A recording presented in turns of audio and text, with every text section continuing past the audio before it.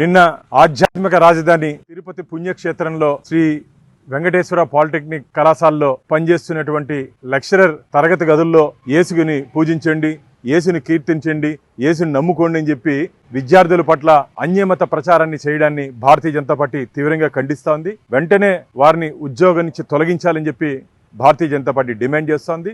ఆమెకు ఏదైనా యేసు మీద ప్రేమ ఉంటే వాళ్ళ ఇంట్లో ప్రార్థనలు చేసుకోమని చెప్పండి. కాలేజీలకు వచ్చి ఇలా విద్యార్థుల మనసులు పాడు చేసుకోవడం మంచిది కాదు.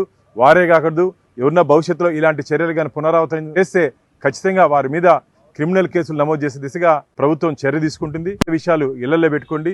కళాశాలలకు వచ్చిన స్కూల్స్కి వచ్చిన తర్వాత విద్యార్థుల భవిష్యత్తు కోసం, సమాజం కోసం పనిచేయాలి తప్ప మీ ప్రార్థనలు చేసుకోవాలంటే పోయి చర్చిల్లో కూర్చోండి, కానీ కాలేజీలో కూర్చోవద్దండి. చర్చిల్లో కూర్చొని ప్రార్థనలు చేయండి. కాలేజీలకు వచ్చి అన్యమత ప్రచారం చేస్తే జరగబో పరిణామాలు చాలా తీవ్రంగా ఉంటాయి. భవిష్యత్తులో ఎవరైనా సరే ఈ మాధవిని ఆదర్శంగా తీసుకొని ముందుకు పోవాలనుకుంటే మాత్రం మా చర్యలు చాలా తీవ్రంగా ఉంటాయని చెప్పి తీవ్రంగా హెచ్చరిస్తున్నాం. గోవిందా ఈరోజు పవిత్ర పుణ్యక్షేత్రమైనటువంటి ఈ తిరుపతిలో సాక్షాత్ మన తిరుమల తిరుపతి దేవస్థానం అడ్మినిస్ట్రేటివ్ బిల్డింగ్ ఎదురుగా ఉన్నటువంటి శ్రీ వెంకటేశ్వర ప్రభుత్వ పాలిటెక్నిక్ కళాశాలలో అన్యమత ప్రచారం జరగడం చాలా దారుణమైన విషయం.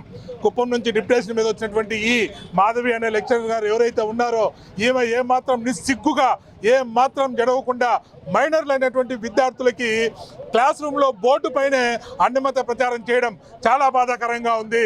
ఇలాంటి విధవల్ని, ఇలాంటి నీచులు ఎవరైతే ఉన్నారో వీళ్ళు ఏమాత్రం ఉపేక్షించకుండా తక్షణమే డిస్మిస్ చేయాలి. పిల్లలకి ఒక సెక్యులర్ ప్రభుత్వం అన్న తర్వాత ఎటువంటి మత ప్రచారం జరగకూడదు. అలాంటిది శ్రీ వెంకటేశ్వర ప్రభుత్వ పాఠశాల ఉన్న తర్వాత కూడా ఆమె ఇక్కడికి వచ్చి అది క్లాస్ రూమ్లో మైనర్లకి మత ప్రచారం చేయడం చాలా బాధాకరమైన విషయం. అయ్యా, ప్రభుత్వాన్ని వేడుకుంటున్నా, గతంలో మనం హైకోర్టు తీర్పులు కూడా వచ్చాయి. ఎవరన్నా హిందువుగా ఉండి మతం మారితే వాళ్ళకి ఉద్యోగం పోవాలి, తీసేయాలని కూడా హైకోర్టు ఆర్డర్లు కూడా వచ్చాయి. అయినా కూడా వీళ్ళు ఏమాత్రం భయపడకుండా మత ప్రచారం చేస్తున్నారు అని అంటే ఇక్కడ ఉన్నటువంటి అధికారులు ఎంత గుడ్డిగా బతుకుతున్నారు చూడండి. ప్రిన్సిపల్ ఇంతవరకు ఆమె మీద యాక్షన్ తీసుకోవాలా, సస్పెండ్ చేయాలా?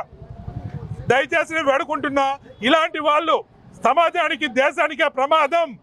హిందువుగా ఉద్యోగాలు తీసుకోవడం, అన్ని మతస్థులుగా ప్రచారాలు చేసుకోవడం, ఇది ఎంతవరకు న్యాయం? హిందువుల మీద ఎందుకు, హిందువుల మీద మాత్రమే ఈ దాడి ఎందుకు? దయచేసి వేడుకుంటున్నా, ఏమైనా కానీ తక్షణమే డిస్మిస్ చేయకపోతే ఈ నిరసన తీవ్ర రూపం దాలుస్తుంది.